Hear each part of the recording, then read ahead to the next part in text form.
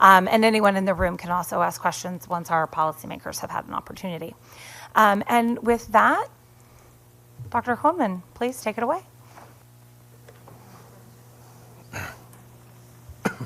Hi, everyone. My name is Emil Coleman. Sorry. That's the first name up there. I'm the presenter. I have a team of collaborators. And this is going to be about the geography of poverty and medical debt in Connecticut. First of all, there are two direct links to both the slides and the two-page policy brief. They are posted here on the screen. It's just two tiny URLs, MedDebt PPT, MedDebt brief. So if you just need the slides and want to run away, you can do it now. I have two pictures over there with me and two other mentors of mine. I'm very proud to call them my mentors. If you don't know them, I'm just going to say the names, David Kenny and Judea Pearl. I'm very proud to be associated with them in any way. The general plan is very simple, so I'm going to run through some of these slides quickly because most of them are just visuals, and again, you can grab them from this online location. I'm going to describe the Connecticut geographies, which it took me a while to figure out. What does that mean? How many do we have? And then I'll just briefly mention medical debt small claims data, which is the one that we analyzed, something about the poverty and medical debt, and something about the relations between the three, poverty, income, and medical debt in Connecticut. There is another little trick I came up with, not myself, but I learned from others. If you want to ask questions, and now that this is broadcast, this is coming handy, anyone can ask questions. And these questions will be parked somewhere online, so I can get to them. Ideally, they'll show up in the last slide too, but I don't think it will work. So if you go to slido.com, you would need this number. On the very front page, there is a box, and it says joining as a participant. That's all you need to put in the number, 350-2625, and you can ask questions. I can get to them later on. Some quick background.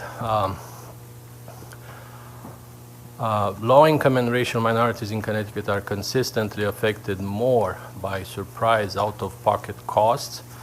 There is some research on that. We published some of that about health insurance and health insurance literacy, and medical care costs and medical debt in particular reduce healthcare affordability, and they may actually increase the cost down the road. That's a longer, kind of longer-reaching statement.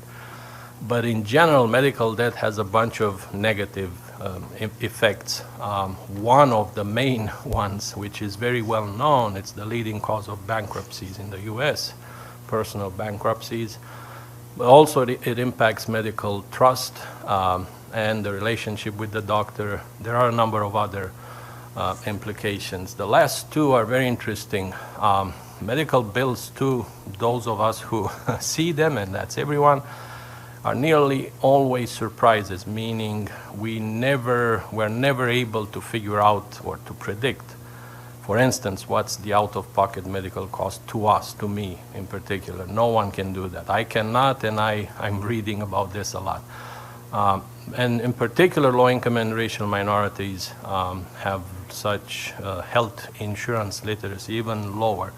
This is a very difficult term to both define and measure, but it has been measured. It just happens that there was a very interesting story in the Hartford Courant, and it feeds into one of the themes of the discussion before, which is that some resources are not available. You cannot click on this link and actually get to the story or to the main page because Hartford Courant is behind the firewall, so I had to get it from UConn. But anyways, the two highlighted headlines, this comes from someone else's LinkedIn post. Officials hail state's financial rights, and right below it, 40% in state are struggling financially. So I don't think someone from the Hartford Courant didn't see the irony in this, or they did it on purpose. But that's the tension. The state may be doing very well, but some individuals won't. This is the Connecticut geography. the geographies. I'm going to run fast through all of these, but technically we have now 9 planning regions. Sorry, it was 8 counties. We don't have counties anymore. We didn't have them to begin with. They weren't very real. There are 36 state senate districts, 167 school districts, state house districts, towns, zip code tabulation areas, real areas, 427 zips, voting precincts, census tracts, and census blocks. And below that, it's people. And I'm not going to analyze or look at people for, actually, the data does come from individuals in Connecticut. We'll come to that. So let's go quickly through this. These are the 9 regions. You're not going to recognize them in any way. You're going to see a little bit about them later on. There are 36 state senate districts. There are ways to put names on all of these, of the state senators. School districts, even smaller regions, state house districts, about the same number. I'm going to go back to the other one because it's a similar number. 167 school districts, 151 state house districts, but they're completely different regions. Zip code tabulation areas, 282. Census tracts, very many. You cannot detect many things here, and even more census blocks. So that's Connecticut. One of the issues that researchers are facing, but even data people, is what one of my co-authors called misalignment of regions. And it's hard to detect in here, but some of these interrupted lines in here are blue, and they are supposed to show state senate districts or to show borders between them. And the big, thick red ones are the 9 planning regions. And some state senate districts pretty much spill over more than one larger planning region, and this is the case with many other such data. Now, this is some of the data. You can go back in the slides and look at it about poverty in Connecticut. There are 2 kinds of data like that, and that's very interesting to me, and they also show different numbers. Some of this data comes from PolicyMap, which is a big mapping and data source of online tool that we have a license to, the Health Disparities Institute. But these are percent residents in poverty and percent families in poverty. Actually, it's not CDC. That's a mistake in there. It's PolicyMap. But the numbers differ. That's what I wanted to mention here. And there are some other ones. The most important, it's the rate of medical debt, which is something that I processed from the data from the court system in Connecticut. This is just supposed to show you in the middle 2 rows that Connecticut means and US means differ. In other words, if you look across the same types of regions like census blocks or block groups, whatever they are called, I see different names and I may get them wrong. The Connecticut average of poverty, percent in poverty, and the US average differ. The same thing at the census tract level and ZICTA level. And it seems to be that Connecticut has lower averages, but there are nuances within the state that we would like to explore. And this is one of them, how poverty actually is associated with percent non-white residents, and it is. There is a significant spatial correlation here. But pretty much it means that census tracts with 10 percentage points more non-white residents have a higher poverty rate by about 3 percentage points. And there are some reasons for why I present 2 different numbers, and this is saying the same thing in a visual format, showing a what if, meaning if we increase by 10% from the mean of percent non-white residents, how much the other one will increase. And there are 3 other such relationships that I'm showing. One of them is between percent non-white residents in Connecticut and income. They are related, they are significantly related, and census tracts with more, 10 percentage points more non-white residents have lower incomes by about $5,000.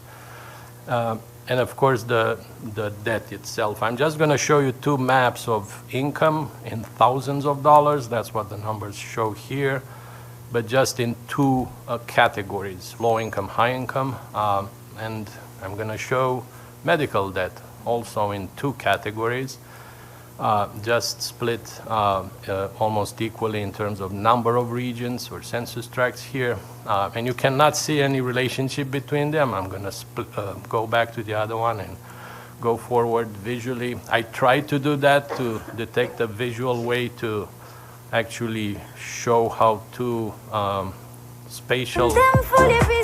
Oh, there you go, that's some music from my radio. Sorry, it wasn't supposed to play. This was supposed to show you how one turns into the other one. Yeah, that's Romanian. It's pretty nice music. One other benefit I wanted to mention is that some of these, both mapping and analytic resources, spatial analytic tools, are can provide very cool insights. This is disparities directly. So this is a difference between percent non-white in poverty minus percent white residents in poverty in the same region. So these two colors are supposed to show the orange one that there is more non-white residents in poverty in those regions, and the green is there's more white residents in poverty than non-white. So this is a direct way to show the health disparities, which is probably pretty cool. So some recommendations which don't necessarily may come out of this analysis directly, but understanding residents' lived experiences is priceless. Everyone can sit in a small claims court proceeding, and I did, and that's how this project started. It's very interesting to see who ends up in there and why, and even talk to them. And also, one important topic for me, I can never understand why people sign a financial promissory note to say, I will pay any amount. That's the only case in any kind of financial transaction in the US. So these forms should be changed or amended, appended by the individual. So that's recommendations. Let's see if anything came true. I don't think so. From your questions. So you can send questions online. Thank you. Thank you. We actually do have, he was very fast and efficient. So we do have a couple of minutes if you wanted to ask any questions. And Dr. Kroneman, if you'll scooch over the chair, I'll get Dr. Bruce set up. And while we do that, anyone is welcome to ask a question, but we'll start with our policymakers.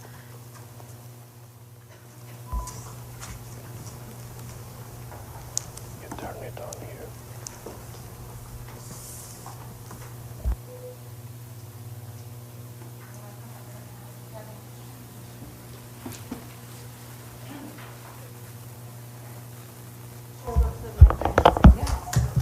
Yeah, come on up to the mic. Thanks, Serena.